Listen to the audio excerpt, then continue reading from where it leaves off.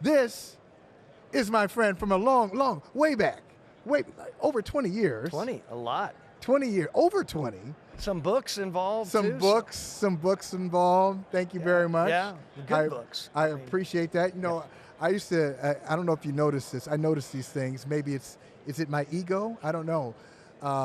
Watching other networks, not that I watch other networks that often, but Louis Riddick happens to work for another network. I'm not sure which one it is. But for a while, Louis Riddick had War Room behind him. Every time they went to a shot of Louis Riddick, like for a year and a half, he had War Room behind him. That's impressive. He switched it out now. It's not there anymore, but Thomas Dimitroff, good to see you, man. I appreciate being here. I mean, this is the second year in a row we did it. Yeah. I did not walk on the set, unbeknownst to me that it was on last year. That's the spirit of our show. These things happen. Like one time on the show, we had a guy I had some water issues at the house, like plumbing. The plumber just came on the show and was like, hey, I got this all set. You want to come check?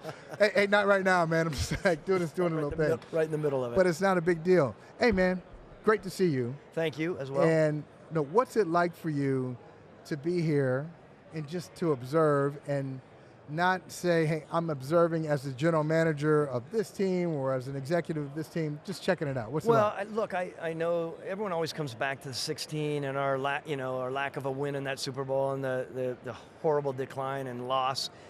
But I start thinking about Kyle being back here. You mentioned Kyle early on, right? And I would say this, and I've said it publicly.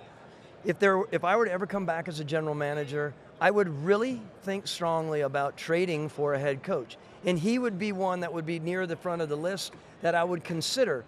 That said, he needs to win this damn game, right? Why? Why does he need to win? I think he's done great things, but when it comes down to the big game and the big decisions, when everything is on the line, he needs to prove that he doesn't have that hanging over his head, that's an impediment for some reason or some. I just think that.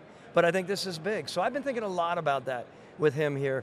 You know, the Kansas City people want me to say who I'm choosing between. Of course, I don't want to ever do that. But in my mind, I just want to see him win the final game. So you mentioned if you get a chance to be a general manager again, this is what you would do. And I like that idea of trading for a coach. Dan Quinn's back in football his second time around as a head coach. We've seen a lot of coaches get that second opportunity. Raheem Morris, his second opportunity as a head coach. Ron Rivera out in Washington, but he got his second opportunity as a head coach.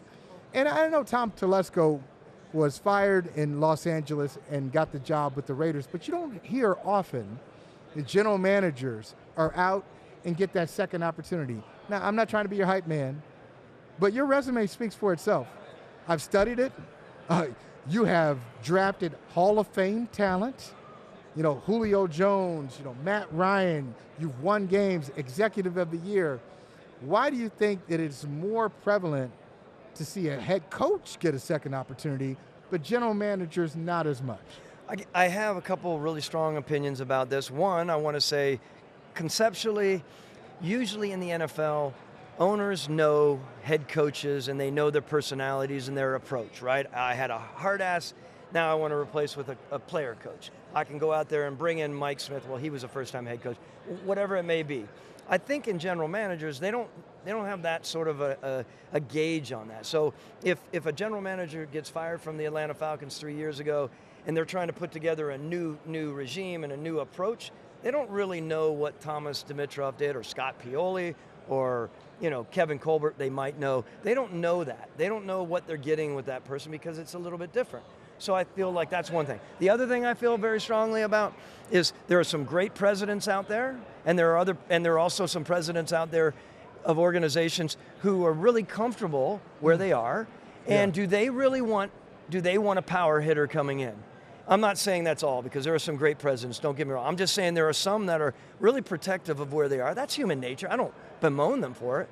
What I think, however, is an ownership group, respectfully speaking, right, and humbly speaking, I don't want to be the know-it-all, an ownership group needs to look at the group that's in his group looking for the next head coach or the next GM. If you have a search group there and you look across that search group of 8 to 10 people and at the core They all have ulterior motives. Yeah. That's tough. not where you want to be. That's tough because who are they listening to and why? And why? And are they really doing that whole idea? Are they really structuring to be great, or are they structuring to be less for survival purposes?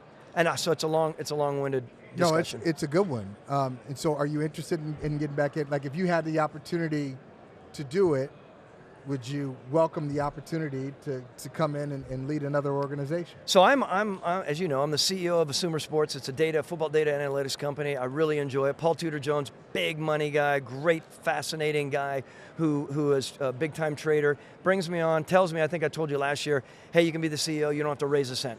I love it. I'm learning a lot. My decision to stay out of football and go into data was well thought out. I didn't want to go back to be an assistant general manager, a consultant somewhere. Kind of been there, done that. At 50 or 54, that's a very different situation, right? Mm-hmm. I wanted to learn more, and I think the idea of having the background that I have right now and ever potentially having an opportunity to go back in, which is not my focus right now, it's on this business, is to be able to say, look, I have a background in football and a really good understanding in data. It's why I stay with Sumer Sport, of course, because I believe in what we're doing, because the next wave and the generation in this league, it is so important to be mindful of data. I don't want to spin off on this. Yeah. Every person in this league knows that data is at the disposal, and if you don't use it, you are coming up short for your owner and your group. Not meaning, again, not meaning use it exclusively, but it's an information stream. It's a tool that you need to consider. Right. And if that doesn't go into your that's right. That doesn't go into your calculus, then you've done yourself a disservice. Yeah, Brian Baldinger, I love Brian. He's like, T, wait a minute, you're in data analytics? Are you kidding me? Some of these old school guys? And I'm saying, give me a chance to explain it to you, because it is something that can really supplement and augment properly. And if you get to some of the old school guys and you explain to them, some of the coaches as well who are like, it just takes a little bit of time. Right. Step back, be open-minded enough to understand that you can utilize it.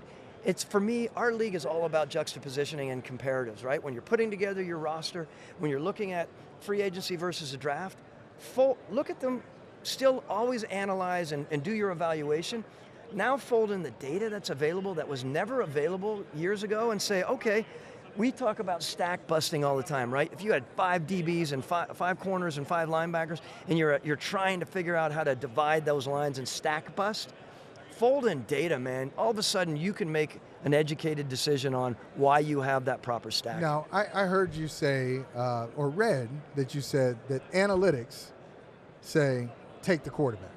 Take a quarterback. If you're the Patriots, I live in Boston, so the New England Patriots have the 3rd pick in the draft. Supposedly, there are 3 quarterbacks that are worthy of, I know it's early in the process, but worthy of a top 5, top 10 pick. Why do analytics say take the quarterback? Well, I think they know, you go as your quarterback goes. Of course, it says that, and just like it might say that, Dan Campbell should not have kicked the second one, or should have kicked the second one instead of. There's always that. But I'm not mad at Dan Campbell over this. I'm telling you, the 4th down. Why don't we talk about Reynolds in the drop? And the first one, it's a good call. He dropped it. Yeah. It's a drop.